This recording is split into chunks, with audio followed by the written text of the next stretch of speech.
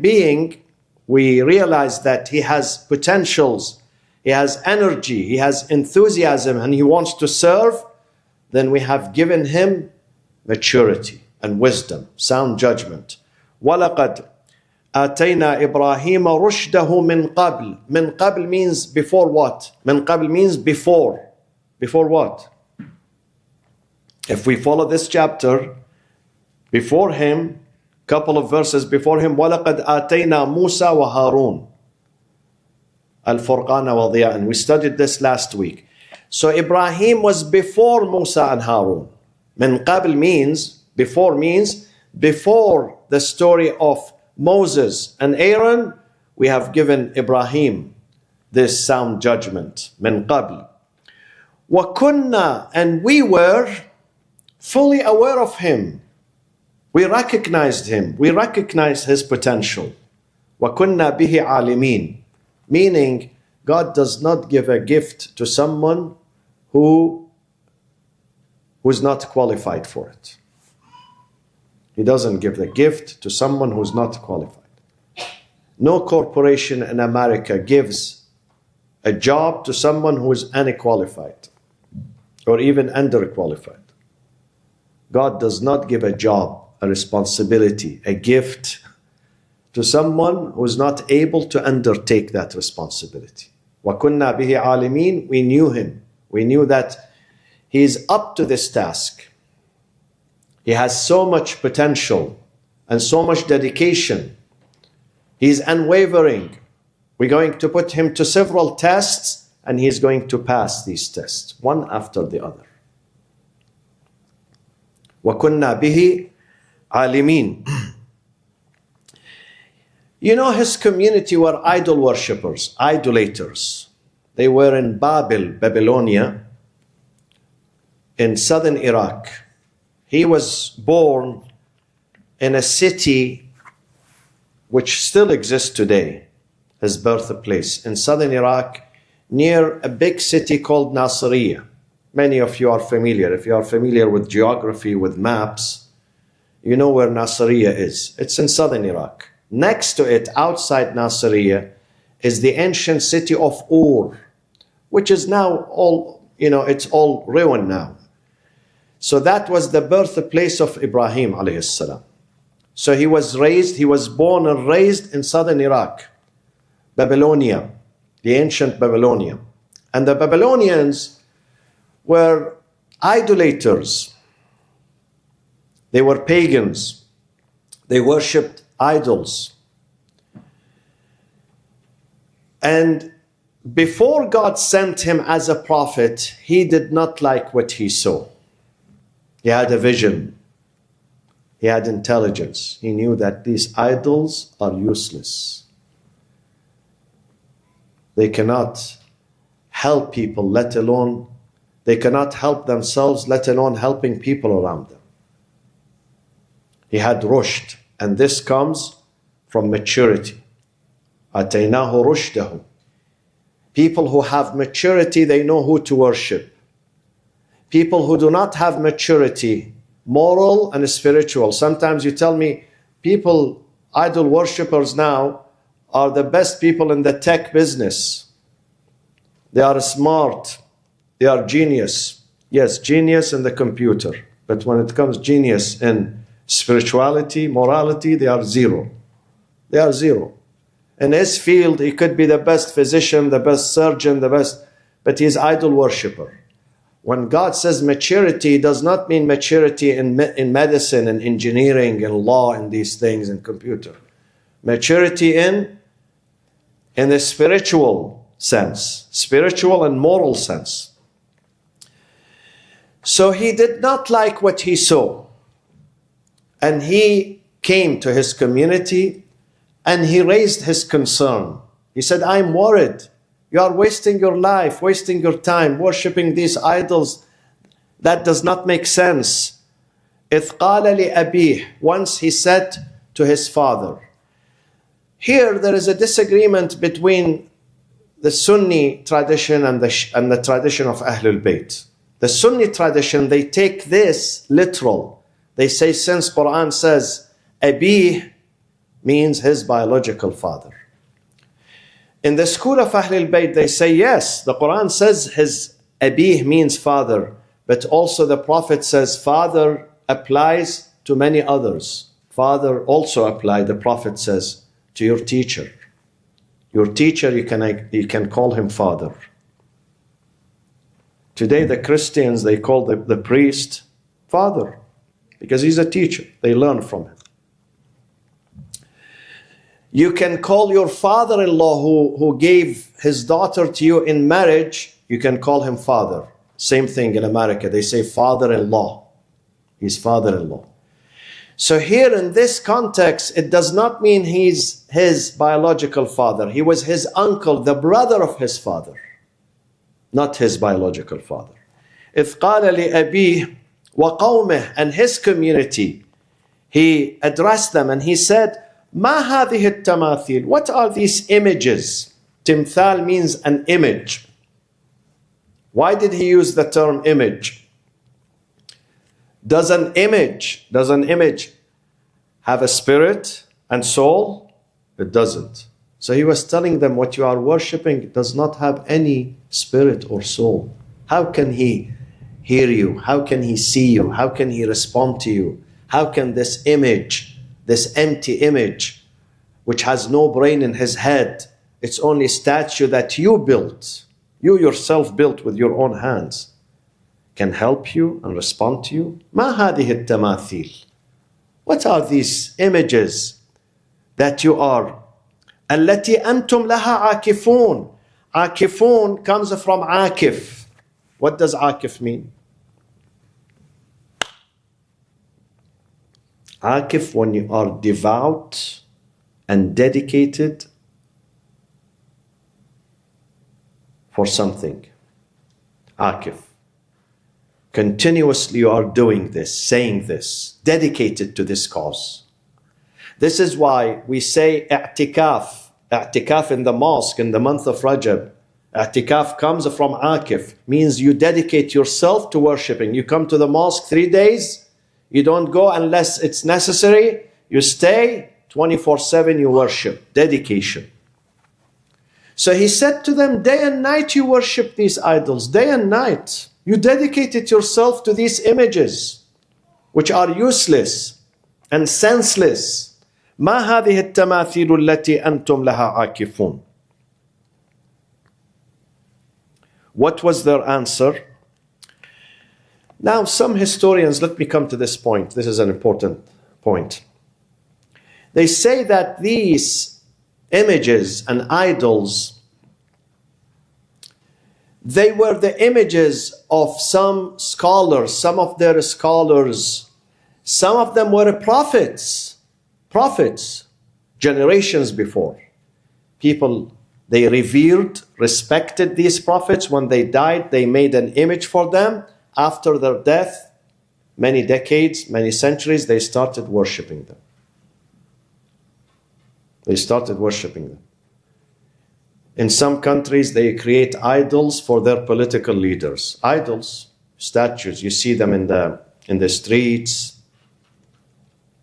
in public places. And they speak about this man, in North, do you know, many people in North Korea, they worship their president. They worship him. Not that they love him, they worship him. They think he is God. He is God. This is how they brainwash people. He's God. Have you seen the way they greet him? Do you see? Spend some time tonight. Check it out. See the way they receive him and they, cheer him, and it's worshiping, a form of worship. So those were some of them scholars, some of them were great leaders, some of them were prophets, but then their followers later on, they started worshiping them. Today, if you go to a Buddhist temple, what do you find inside the Buddhist temple? Buddha, the image of Buddha. What do you see inside a Hindu temple? Images of what? Images of elephant, their Lord, in the shape of elephant. And he has or she has several arms. Have you seen that? In some Catholic churches, you see images. These images, people, by the time, the next generations, they come and they start worshiping them. And I am afraid that in some Imam Barghas, in the Shia tradition, they have the same. They do the same. And they borrowed that from the Hindu culture. When you go inside Imam Bargah, you see many images, alam, this, that, millions of things. You get lost. What's happening? Allah says in the masjid it has to be plain. No images, no pictures. So you can focus. You can focus on God. You don't look at other things. Don't put any picture. The mosque is not a museum. It's different. Museum is a museum and the mosque is a mosque. It has to be plain and simple and humble, with no images, no statues, no pictures, no drawings. Stay away from that. Yes, in your house you can create, but then a place of worship has to be dedicated, as we say here. This is in the Quran. وَجَّهْتُ وَجْهِيَ لِلَّذِي فَطَرَ السَّمَاوَاتِ. I'm facing the one who originated the heaven and earth. فَطَرَ السَّمَاوَاتِ وَالْأَرْضِ. حَنِيفًا. I don't look left or right. I don't face left or right. I face God only. حَنِيفًا. وَمَا أَنَا مِنَ الْمُشْرِكِينَ. I'm not one of the idol worshippers or the polytheists. So we have to be careful not to turn our mosques into Hindu temples. The new generation, especially the new generation. Because if you speak to the old generation, it's not going to work. They tell you this is sacred. This is what we learned in India, in Pakistan, in Afghanistan, in Iran, in Iraq. And you can't discuss anything with them. But I'm addressing the new generation. They have a responsibility to cleanse and clean and purify their mosques. God says, وَأَنَّ الْمَسَاجِدَ لِلَّهِ. Verily, this is Surah Al-Jinn. Verily, mosques are dedicated to God. فَلَا تَدْعُ مَعَ اللَّهِ أَحَدًا. Do not call upon anyone inside the mosque. Don't put the image of anyone. Don't put the picture of anyone. Remove pictures. فَلَا تَدْعُ. Don't even name your mosque after anyone else. Name it either after God or His messenger or an imam. Don't say this mosque is a Pakistani, this is an Indian, this is an Afghan, this is an Arab, this is African American. No. These are things that we create. So he came to them and he said, إِذْ قَالَ لِأَبِيهِ وَقَوْمِهِ مَا هَذِهِ التَّمَاثِيلُ الَّتِي أَنْتُمْ لَهَا عَاكِفُونَ. Listen to their answer. قَالُوا وَجَدْنَا آبَاءَنَا لَهَا عَابِدِينَ. Do you want the answer?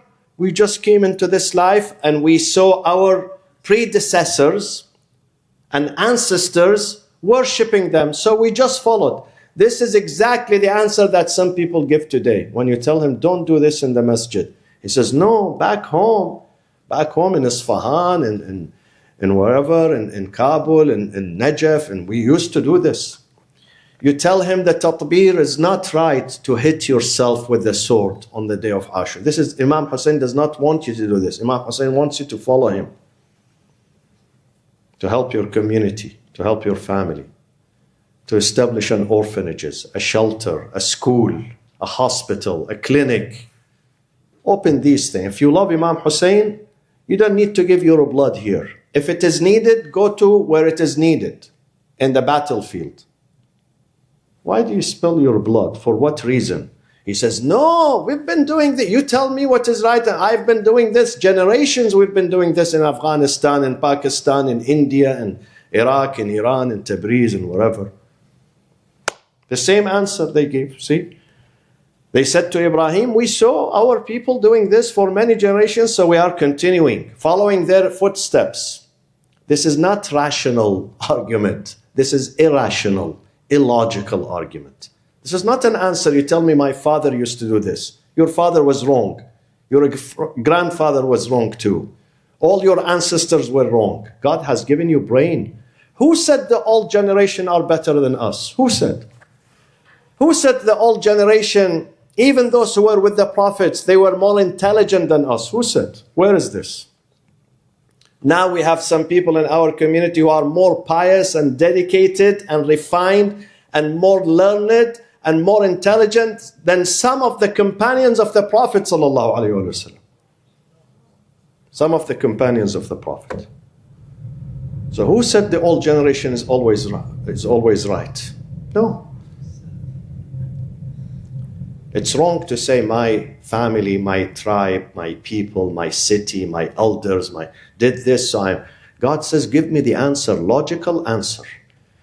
So they said to him, قالوا وجدنا, we came and we found, وجدنا, آباءنا, our ancestors, worshipping them, so we continued this false tradition, this wrong tradition. What did he say to them? Listen to this answer.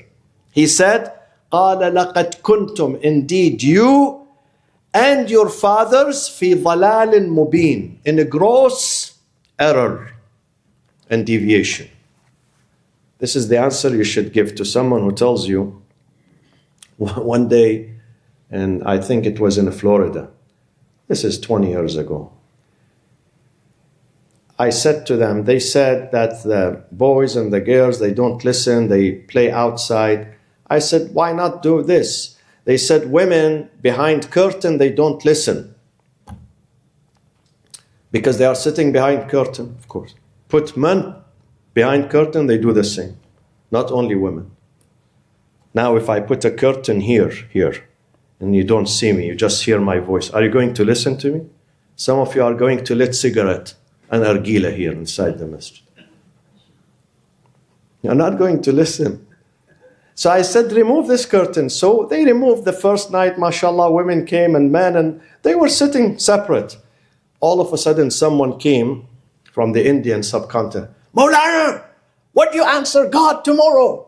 What did you do here? This is haram. I said, why? No, we don't do this in India. We don't. We separate. I said, India is India. This is the United States of America. This is state of Florida. And who said this is wrong? He said, our people say this is wrong. No, it's not right. We have to listen to God, not our people. Our people is not nice. This is not logical. We have to listen to what God says. We have to find the roots of everything we say in the Quran and the Sunnah of the Prophet, the tradition of the Prophet. We read the history that in the mosque of the Prophet, there were some women seeing the Prophet and communicating with him while he's standing and giving a speech. What does that tell you? It tells you if they were completely segregated, would they be able to see him? At that time, there were no monitors, alhamdulillah. No monitors, no televisions. So this means they were sitting at a distance where they can see him and no microphones. The Prophet never used a microphone. If I turn off this microphone, people who are sitting at the back, they don't see me. They don't hear me. So this means they were sitting at a distance that they would see the Prophet and they hear his sermon inside his masjid. This is Rasulullah, the best man, the messenger of God, and this is his mosque, the best place, the best mosque. This was his tradition. So why do we segregate, completely segregate? Where are we living? Why do we do this? Maybe it works in other countries, maybe. It's up to them. But these things do not work for your next generation in this country. Doesn't work. If you want to attract them to your religious institutions, open up your mind, your aql. Open up. Give them equal opportunity. And teach them the manner, the etiquette of how to respect the opposite gender, how to approach, how to respect. You don't have to fear. People who are insecure, they fear. But if people are not insecure, they are open-minded, they have self-confidence, they don't fear. They put their trust in God and they do what is right. They don't do what their ancestors did. They do what is right. And they avoid what is wrong. So, قالوا وجدنا آباءنا لها عابدين قال لقد كنتم أنتم وآباؤكم في ضلال مبين قالوا.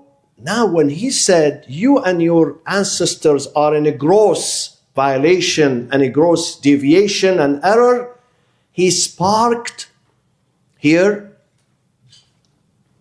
the thoughts, This is the first time someone is telling them you are wrong.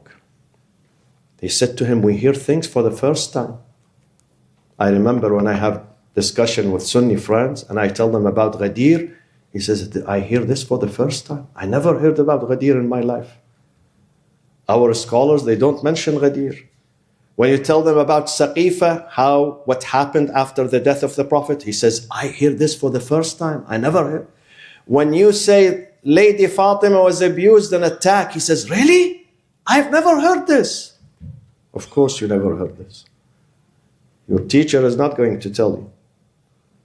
So you have to go and research yourself. So they said to Ibrahim, we never heard someone say these idols are useless. You are the first one. You are the first one who are telling us. So they said to him, أَجِئْتَنَا بِالْحَقِّ. Are you really telling us the truth? أَمْ أَنْتَ مِنَ اللاعبين. You are joking with us. He said, no, I'm not joking. I'm serious. I'm not la'ibin. I'm not kidding here. I am serious. Yes, I am telling you the truth. These idols are useless. Leave them alone. Worship God. قَالَ بَلْ رَبُّكُمْ رَبُّ السَّمَاوَاتِ وَالْأَرْضِ. Do you want me to tell you who your Lord is, your Creator is? Is the Creator and the Lord of the heaven and earth. قال بل ربكم رب السماوات والأرض الذي فطرهن. He is the one who, what does فطرهن mean? فطر here. فطر للذي فطر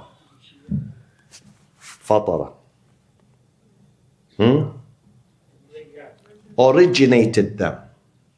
They were nothing before, no heaven, no earth, no stars, no galaxies, no planets. God was the first one who originated them. فطر الذي فطرهن وأنا, and I am too. I am one of the people who bear witness on that. I bear witness that God is the one who created and originated heaven and earth. وأنا على ذلكم من الشاهدين. And then he said to them, but not to all of them, to some of them, some of their leaders. He said to them, وَتَاللَّهِ لَأَكِيدَنَّ أَصْنَامَكُمْ. Ibrahim was young. I think he was in his 20s at that time. He said, listen, I'm not going to be patient here.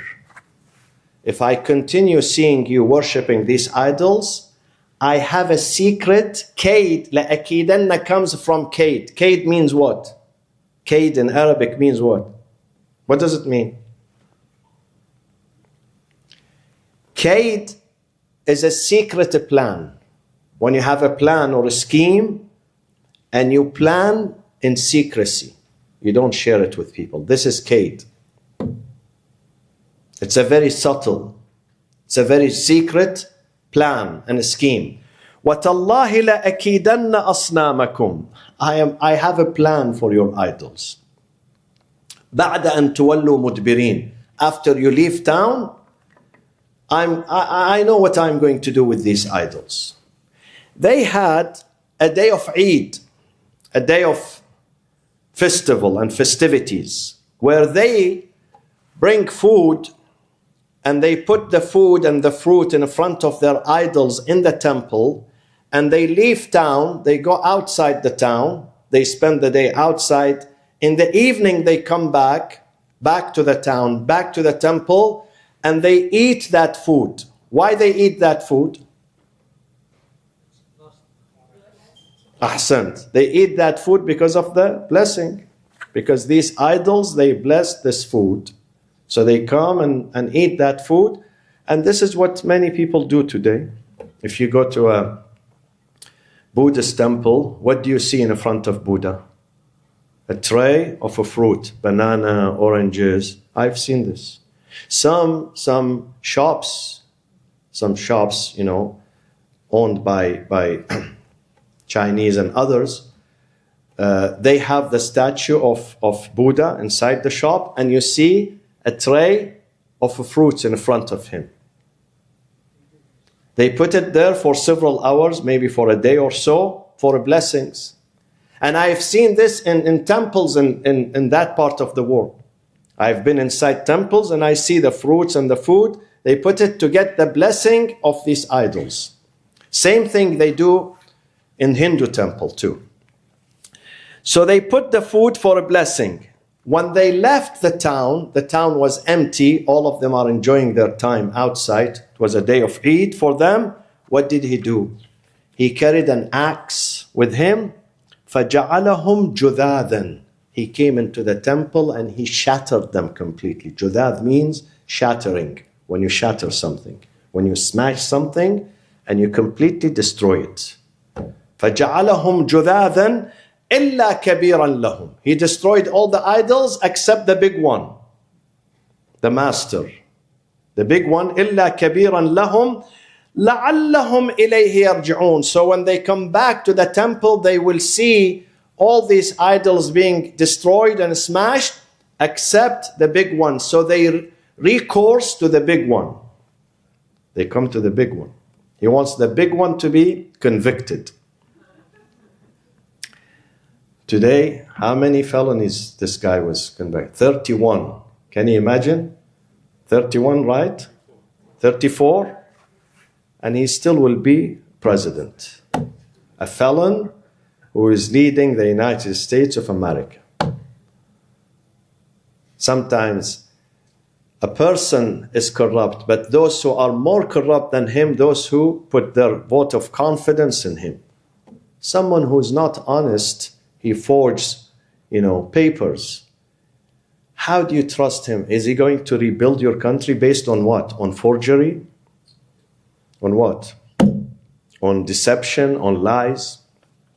This is the case today. This is the case. This is why we are going down. This is why we are siding with rogue states like Israel and giving our money and our weapon and our... the camp that they destroyed 4 or 5 days ago? The bombs that they used, they came fresh from the United States of America. From California, from this golden state. They murdered women and children. They engulfed them in fire in the middle of the night, not in the morning, in the middle of the night. The weapon comes from this. And I fear, wallahi, I fear God would send punishment. So, قالوا من فعل هذا بآلهتنا إنه لمن الظالمين. When they came, they said, who did this? Who did this to our aliha, to our lords, to our deities? Indeed, he's a wrongdoer. What was the answer? The answer is next Thursday, inshallah, to be continued. Allahumma aghfir al-mu'minina wal-mu'minat wal-muslimina wal-muslimat al-ahya'i minhum wal-amwat tabi' Allahumma baynana wa baynahum bil-khayrat innaka mujib ad-da'awat innaka ghafir al-khati'at innaka mahi as-sayyi'at wa ja'iluha hasanat. And please remember the martyrs of Rafah in Gaza, those who perished a few days ago, women and children. Remember them in Surah Al-Fatiha, with all the martyrs in Lebanon and Palestine and Syria and Iran and Iraq and Yemen and in all these places. Remember them. And وعجل اللهم في فرج سيدنا ومولانا صاحب العصر والزمان وإلى أرواح الشهداء جميعا ثواب الفاتحة مع الصلاة على محمد وآله